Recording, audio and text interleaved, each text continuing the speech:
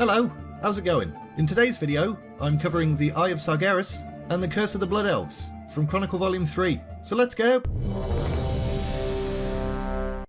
With help from his new Naga mates, Illidan crossed the Great Sea and reached the Broken Isles. Before the Sundering had taken this chunk of the world and put it in the middle of nowhere, it had been Illidan's home. He'd grown up in these lands, but he didn't have time to waste on sightseeing, because Maiev and her watchers were hot on his trail. He entered the Tomb of Sargeras and felt pretty uncomfortable almost immediately. This was a dark place, a monument to death and betrayal. It was a little bit dangerous, but Gul'dan's memories helped him navigate safely to the Eye of Sargeras. A number of watchers closed in around him, but this was pretty dumb of them, to be honest. His sorceress powers were now magnified beyond their control. Only Maiev survived this confrontation. But she was severely wounded, so she cheesed it. But not in a cowardly way, a totally strategic way. She was off to rally the remaining watchers on the Broken Isles. Then, she'll fight Illidan again, and this time, it's personal. First, she sent a messenger to Kalimdor to find everyone's least favourite Storm Rage. Come to the Broken Isles, because I'm going to fight your brother, and this time, it's personal. However, even if Malfurion doesn't bother to show up, she wasn't going to run. Her and the remaining watchers on the Broken Isles prepared to make a final stand. Illidan emerged from the tomb slightly reluctantly.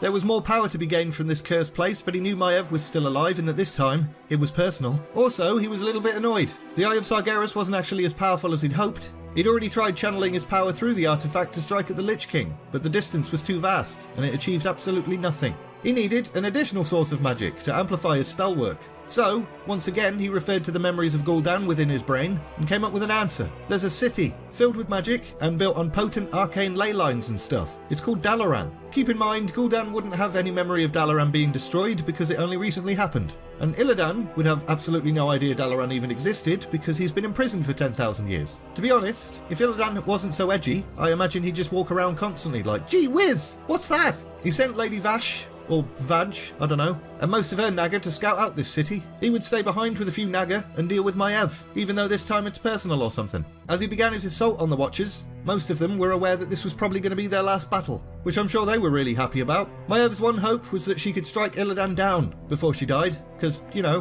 pretty personal this time. But that's not going to happen, so don't worry about it. As the battle unfolded, a bunch of sentinels and druids arrived. Leading them were Malfurion and Tyrande, and I can guarantee Malfurion's battle cry sounded like this.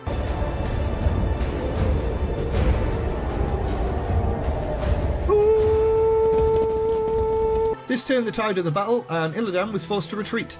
He could have used the Eye of Sargeras against his brother and Tyrande. He totally could have done that, but he couldn't bring himself to. Despite the fact they absolutely hate his guts, he still had feelings for them. So he buggered off, desperate to reach Dalaran. But enough about him. Let's talk about some different elves, shall we? The High Elves of kael'thas, or what remained of them anyway. As a little recap, kael'thas looked like this, and then Arthas and the Scourge came through to resurrect Kel'Thuzad, and now it looks like this. In honour of their fallen, the High Elves decided to call themselves Blood Elves. Bloody elves. Since King Anasterion Sunstrider was killed, rule over the Blood Elves now fell to his son, kael'thas Sunstrider. But at first, he wasn't even there. He'd been in Dalaran when the Scourge attacked the High Elf Kingdom, and although he did rush to their aid, the battle had been lost by the time he got home. The surviving elves resented him a little bit for this. kael'thas made no excuses. They had every right to be bitter. He promised to prove himself to them and do everything he could to rebuild their kingdom. However, he'd always felt a little bit distant to the other High Elves, mainly because they're pretty racist. Time passed, he surveyed the ruins of Silvermoon City and attended his father's funeral.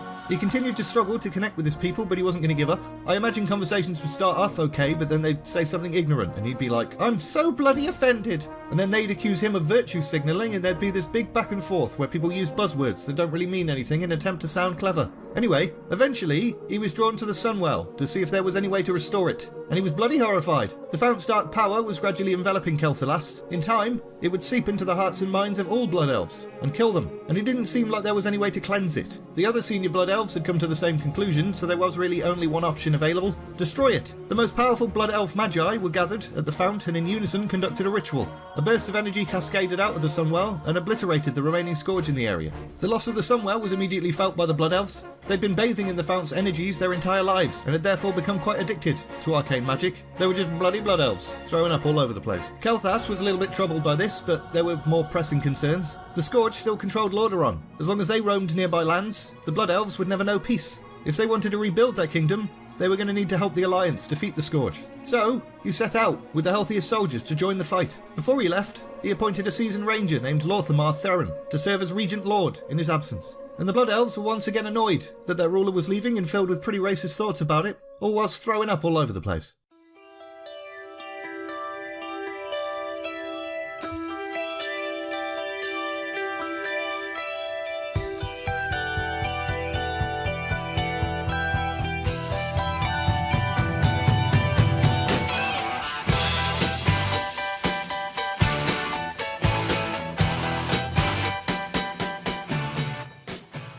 And we're leaving it there! In the next Volume 3 video, there's going to be a battle in Dalaran, and then Illidan's going to attempt to attack the Lich King, and I'm sure everything will be fine. As always, thank you very much to those of you who support the channel as patrons. It's very much appreciated. If anyone would like to support the channel in that way, links in the description. If you enjoyed this video, like, subscribe, all of that bollocks. And all that's left to say is, thanks for watching, and see ya!